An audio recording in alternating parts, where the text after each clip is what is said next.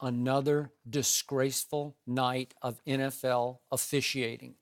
Yet another reason for the NFL owners to finally break down and pay up for full-time refs, as I've been campaigning for, I don't know, 30 years. But no, apparently they're still too cheap for that. So maybe we should add this to the list of why ratings are declining across the board in the NFL. Maybe fans have lost too much faith in the referees. Maybe the officiating has lost way too much credibility, because here we go again.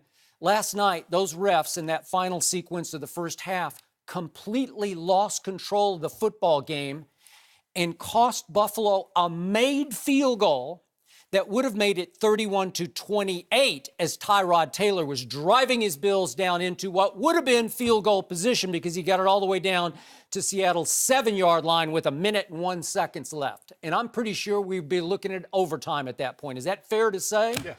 Yeah, and by the way, can I just say quickly, Tyrod Taylor, you fought your guts out last night. That was some special stuff that he was pulling off against still a very good defense, just for the record. Yep.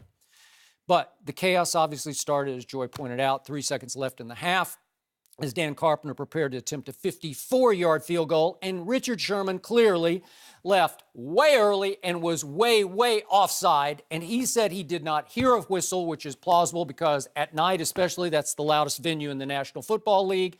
I'm pretty sure the whistle blew, but he didn't hear it, apparently, he said. And Dan Carpenter probably didn't hear it either, because he proceeded to go ahead and follow through, trying to make a 54-yard field goal. And Richard Sherman went low, you can say for the ball, but into the legs of the kicker. Now, I'm sorry, that's a dirty and dangerous play.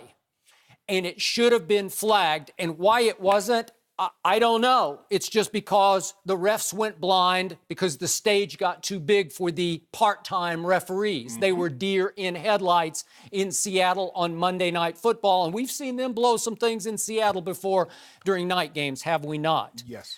So Richard Sherman is now hiding behind the letter of the law that says if you block the kick, you cannot rough the kicker.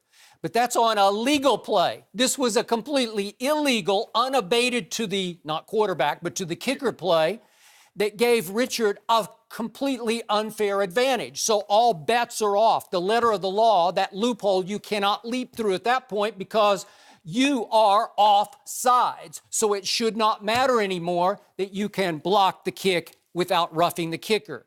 I'm sorry, he just said I didn't want him to get a free kick away, and he drove right into Carpenter's legs. For a second, I thought he was really hurt. Plant leg. It's his plant leg, and we know how dangerous that is. Very. Thought he was hurt.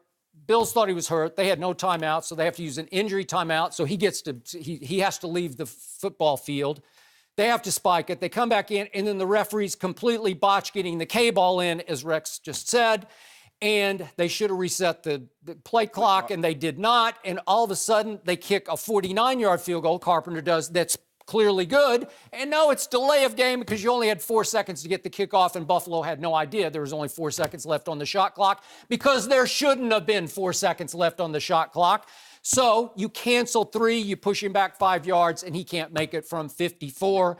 And I am left with disgrace from another officiating crew that impacted the outcome on the field of the football game.